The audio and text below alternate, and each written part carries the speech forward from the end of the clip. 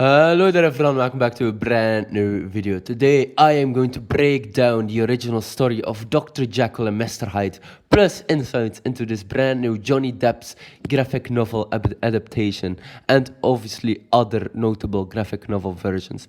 So obviously you're probably wondering, why are you making this video? Well, I recently saw this brand new adaptation, made by Johnny Depp and also Ridley Scott, which is very, very cool. I mean, two big names and obviously Hollywood, and they make a bunch of great films, right? So obviously Ridley Scott made so many other great films. Obviously Johnny Depp is well known for Pirates of the Caribbean, Edward Scissorhands, and obviously he's friends with Tim Burton, right? So Ridley Scott, he obviously made a bunch of films, right? So let's see here, he made Gladiator, he made Alien, he made a bunch of stuff, right? Also Napoleon, right? So there we go. But obviously, why are they making this brand new graphic novel?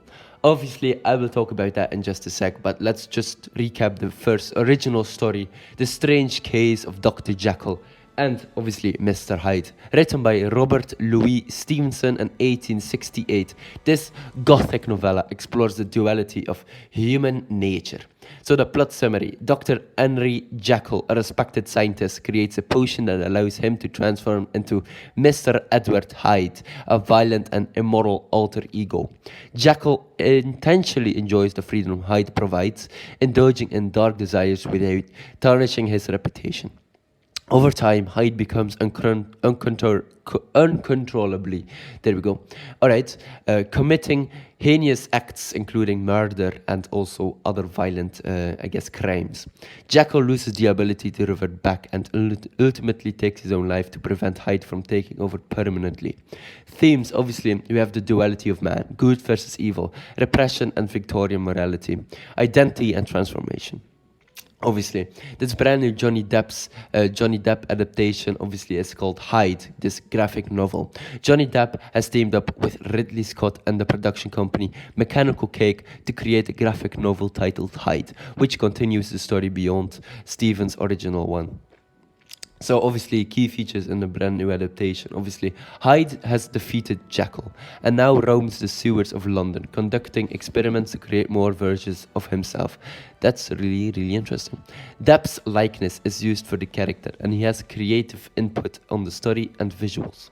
The graphic novel is not a film, but a 2-volume series launching on Halloween 2025. The tone is dark, surreal, and visually intense, described as madness and magic by Depp himself.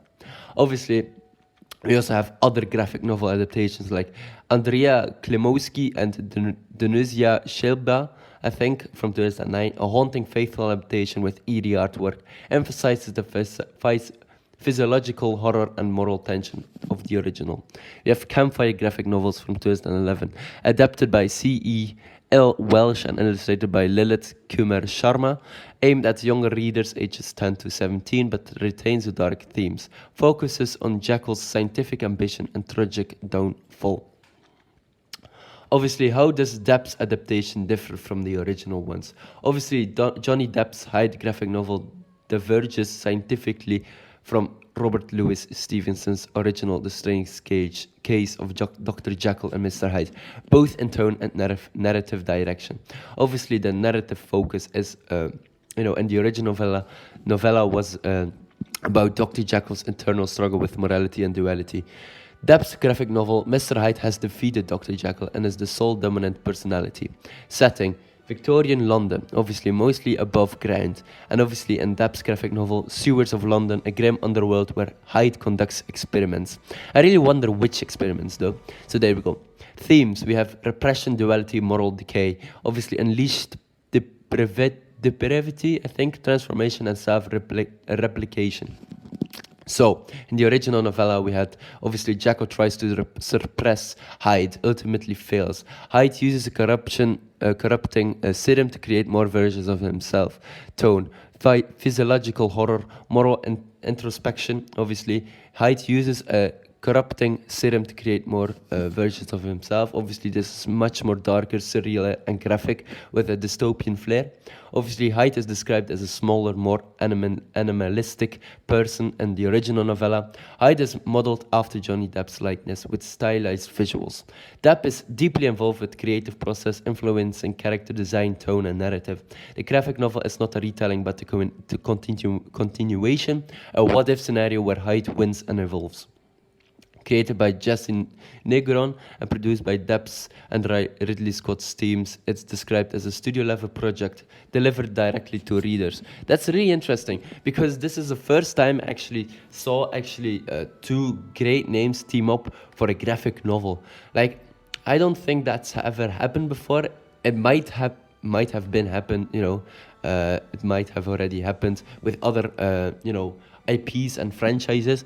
But Johnny Depp and Ridley Scott, those are two big names. Obviously, Johnny Depp is a great actor, right? And Ridley Scott is also a great director. And it's really interesting to see how they actually can make projects outside of films and TV series. It's something else. And I think that's really, really interesting to talk about because obviously, I'm a big fan of films and series. That's pretty much my hobby, my interest. I do this 24/7. I talk about films and series, and I also, just like watching them. I like talking about them and learning about them to eventually maybe one day do something with those two or those, information blocks, I guess. But anyway, so let's see here. So the original novella, obviously, Dr. Jekyll and Mr. Hyde are Dr. Henry Jekyll, a respected London physician and scientist, believes that every person has a dual nature, one good and one evil, determined to separate these sides, kind of like the yin and the yang, the good and the evil, the Sith and the Jedi. He creates a potion that transforms him into a completely different persona, Mr. Edward Hyde. So the story is told primarily through the eyes of Mr. Gabriel Utterson. This I didn't know, so there we go. Jekyll's lawyer and friend, who becomes suspicious after Hyde is linked to the violent acts, including the brutal murder of Sir Denver Scarrow. Utterson investigates the connection between Jekyll and Hyde, uncovering a disturbing truth. As Hyde, Jekyll indulges in immoral and criminal behavior without guilt or consequence, but the transformations become involuntary, I think. So irreversible, and Hyde grows more powerful and malevolent. The tragic end, obviously, unable to control the transformations and horrified by Hyde's actions, Jekyll isolates himself. In a final act of desperation, he takes his own life, ending both himself and Hyde. So obviously, that's really, really interesting, right? So obviously there have been a dozen of film adaptations of Dr. Jekyll and Mr. Hyde over the past century, each offering a unique spin of the classic tale. So obviously we had Dr. Jekyll and Mr. Hyde from 1931, obviously directed by Ruben Mamoulian, won an Academy Award for his dual performance, which obviously was Frederick March, a faithful and physiological intense version. So 10 years later, we had 1941. Stars Spencer Tracy, Ingrid Bergman, and Lana Turner. Ingrid Bergman, hey, that's very nice. Focuses more on romantic and emotional turmoil. So 1996, Marie Riley, told from the perspective of Jekyll's housemate Julia Roberts. That's interesting. John Malkovich plays both Jekyll and Hyde, a moody gothic interpretation. That's really, really interesting. Okay, yeah, all right. That sounds like a great one because Julia Roberts, great actors. John Malkovich, great actor. So obviously Jekyll from 2007 TV miniseries, modern day reimagining by Stephen Moffat. Wait, that's cool. Creative Sherlock. Dude, that's insane. That's really nice. Hyde is a separate personality monitored via tech. Highly praised for its originality and performance by James Nesbitt.